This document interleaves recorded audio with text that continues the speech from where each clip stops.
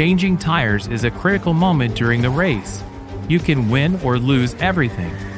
They also last less than 2 seconds, and the world record is held by Red Bull, with a time of 1.82 seconds, which is absolutely incredible.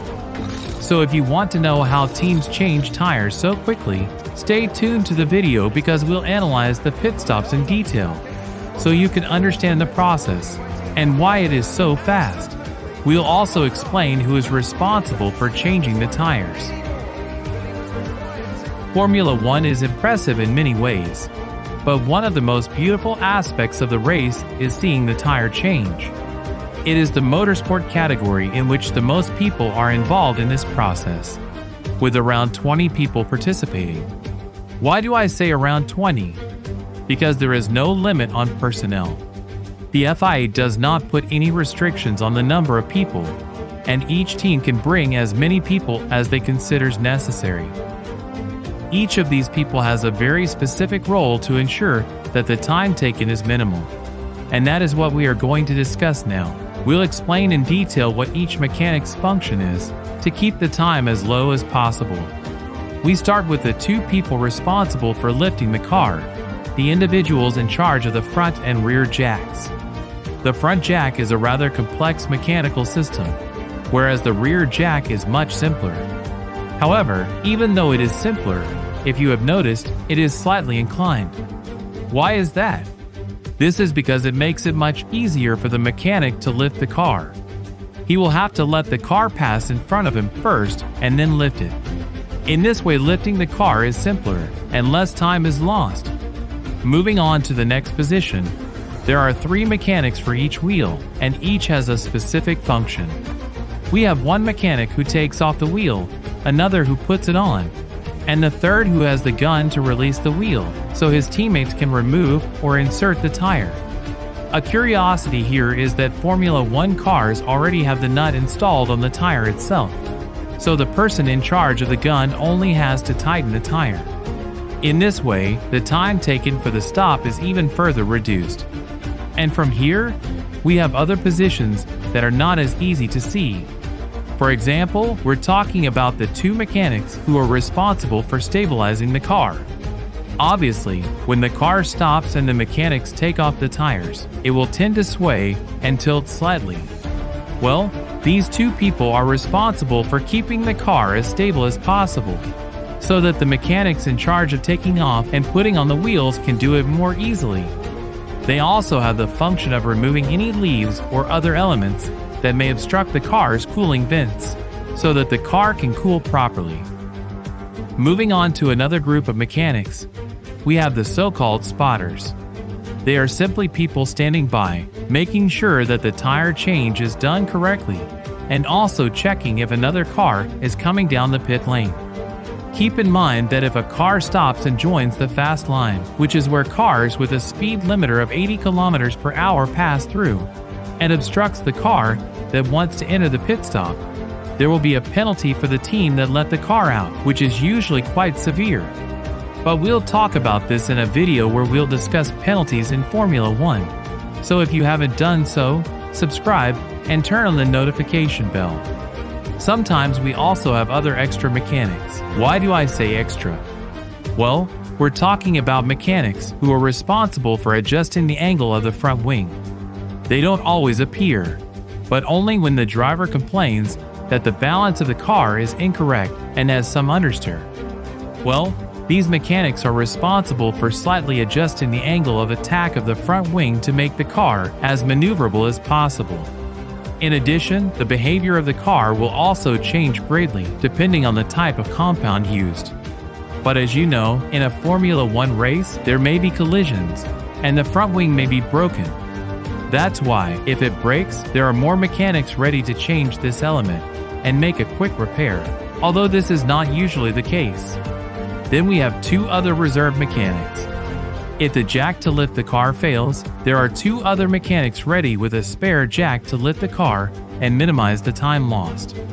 But it can also happen that the driver enters the pit stop area too fast, which can cause the person in charge of the front jack to fall, and the pit stop cannot be done correctly. Because let's not forget, The car is coming at 80 kilometers per hour, and the mechanic in charge of the front jack has to fully trust the driver to stop right in front of him, because if the driver overshoots a bit, he will be run over. For this reason, the driver also plays a crucial role in reducing pit stop time, because being a few centimeters over or short of the stopping zone can make a difference in time. We're talking about a couple of tenths, but of course, a couple of tenths in a tire change that lasts less than 2 seconds is a lot of time. As you can see, there are many people in a pit stop, and each one of them has a very specific job. That's why making a good pit stop means that every single person has performed the pit stop perfectly, because they all depend on each other. Now let's talk about what mechanics use to change the tires. As we said, we have 2 jacks, the front and the rear ones, whose function is to lift the car and drop it to the ground very quickly. Basically, it's a lever that they operate to make the car drop to the ground so the driver can go back on track. Well, these levers send a message to software when they are operated, and the software interprets that information as the mechanics confirm the data to give the okay for the car to go back on track. But you should keep in mind that it's not just activated through the jacks, but the mechanics who handle the guns also have a button that they activate when they have tightened the wheel.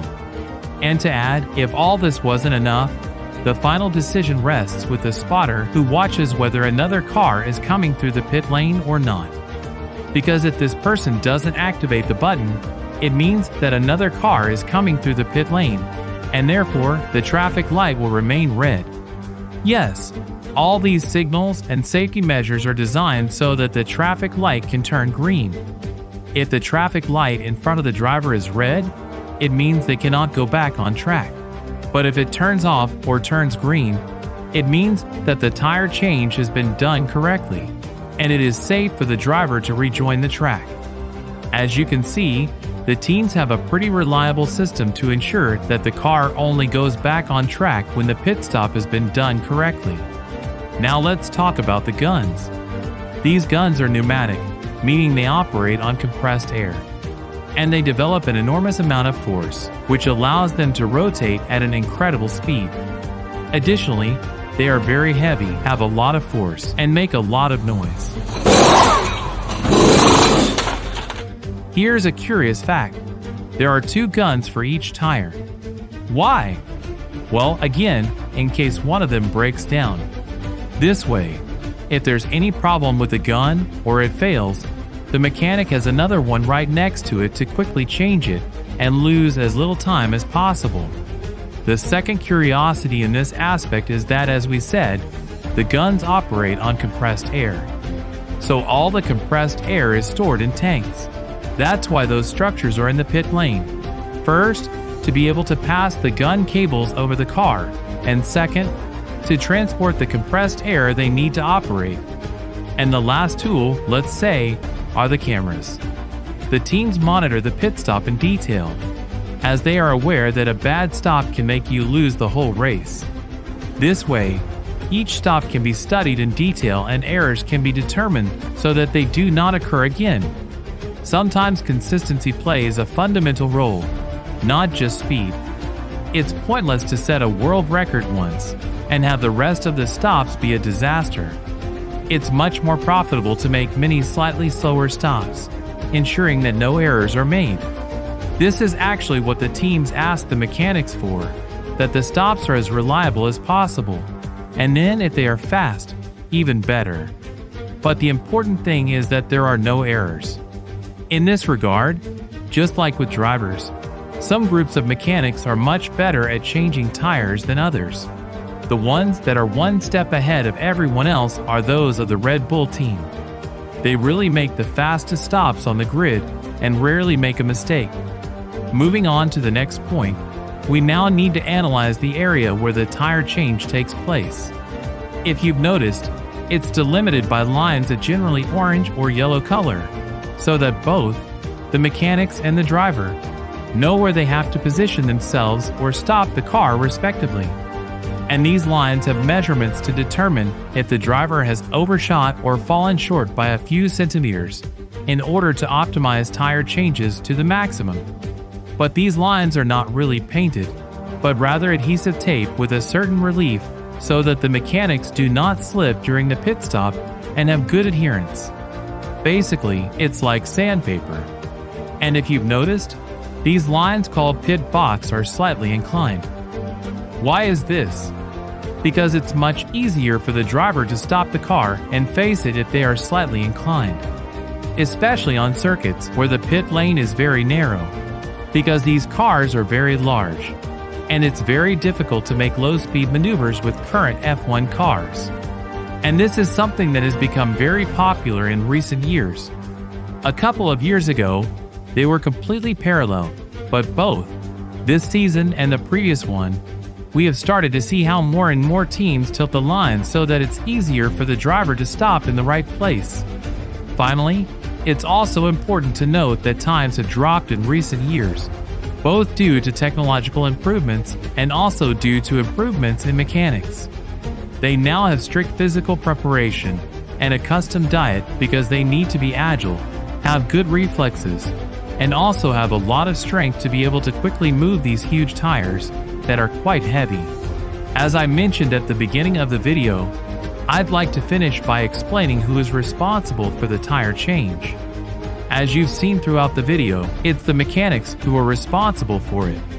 However, not all of them are involved, but rather a small group. And there's really no job position that is solely dedicated to doing pit stops, but rather it's the mechanics who have previously prepared and fixed the car who are responsible for it. Choosing between them is based on knowing the person and their physical and psychological abilities. For example, the larger mechanics generally lift the car on the rear jack. But it's also important to note that the pit stop is an environment of maximum tension and stress. That's why people who perform well under pressure need to be selected. And in Formula 1, it's always the mechanics. However, in lower categories, since there is less personnel, sometimes people who are not necessarily mechanics do the pit stop, although generally they are mechanics.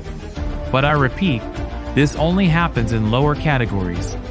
In the Elite and in Formula 1, it's the mechanics who are responsible for the pit stop.